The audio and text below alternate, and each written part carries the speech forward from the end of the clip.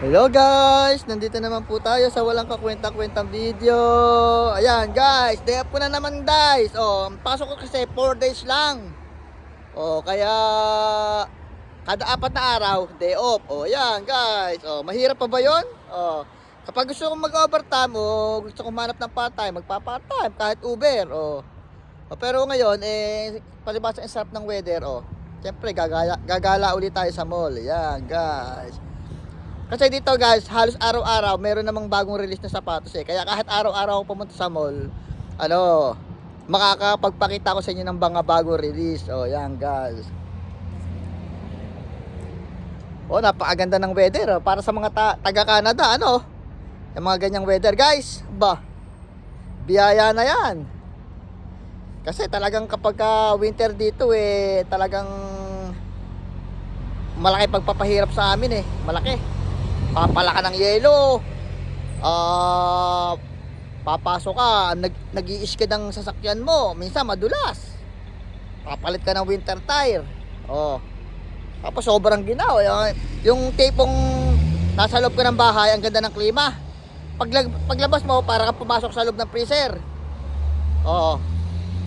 Napakahirap guys kapag winter, kasi pagtatrabaho ka, napakalamig.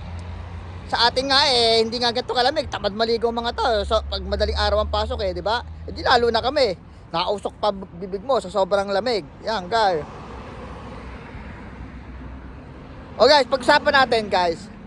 Para sa inyo, ano ang mas maganda? Yung mangutang ka ng may tubo o mangutang ka ng walang tubo? Yan, guys. Siyempre, sasabihin nyo, siyempre, ayaw namin magtubo. Yan, ganon. Siyempre, mas gusto namin yung may mautangan kami ng walang tubo. Guys, iba-iba tayo ng ng mindset Ako para sa akin, mas gusto ko mangutang ako ng may tubo Yan, guys.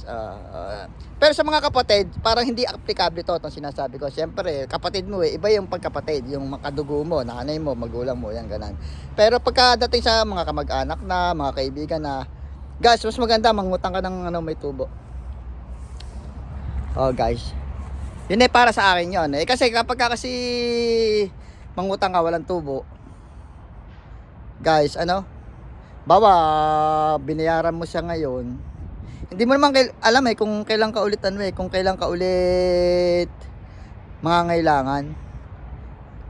Kapag kababayad mo lang ngayon, isang linggo lang o isang mga 2 linggo lang, nangailangan ka na naman, nakakahiyang bumalik, nakakahiyang lumapit ulit, guys. Nakakahiya yung parang pinahawakan mo lang yung inutang mo, guys. Nakakahiya. Hindi kagaya ng may tubo, pag nabayaran mo siya ngayon, kahit kinabukasan pwede ka na ulit pag nangailangan ka talaga pagka yung yung paulit-ulit lang tapos walang tubo, nakakahiyang magpabalik-balik, parang pinahahawakan mo lang yung pera mong ibinayad. Ngayon, merong ibang tao sinasabi na na pag nangutang sila ng may tubo, parang wala na silang tatanawin kasi negosyo naman nila ng iba yun negosyo naman ng iba na nagpapautang na may tubo. Guys, kahit papaano, kahit may tubo yung guys, yun, meron ka pa ring parang tatanawin doon kahit papaano na na utang na loob, kasi nakatulong pa rin sa iyo sa panahon ng pangangailangan mo kahit may tubo.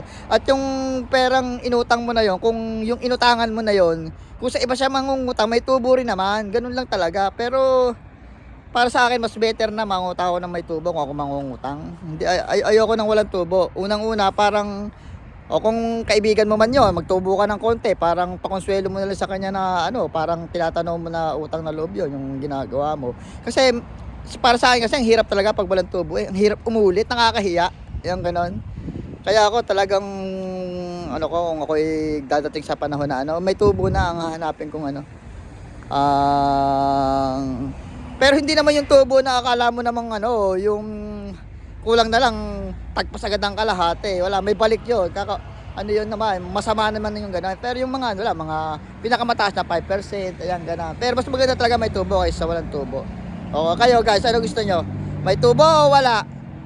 Pag may tubo, ang hirap umulit. Parang niloloko mo lang ang inuutangan mo. Kung uutangin mo ulit yung ibinayad mo, di ba? Sige. Salamat po sa panonood, kasi yung ibablog ko sa mall, mga sapatos na lang yun, hindi na ako masyado magsasalita doon. I-reels ko na lang. Bye-bye, salamat po sa panonood.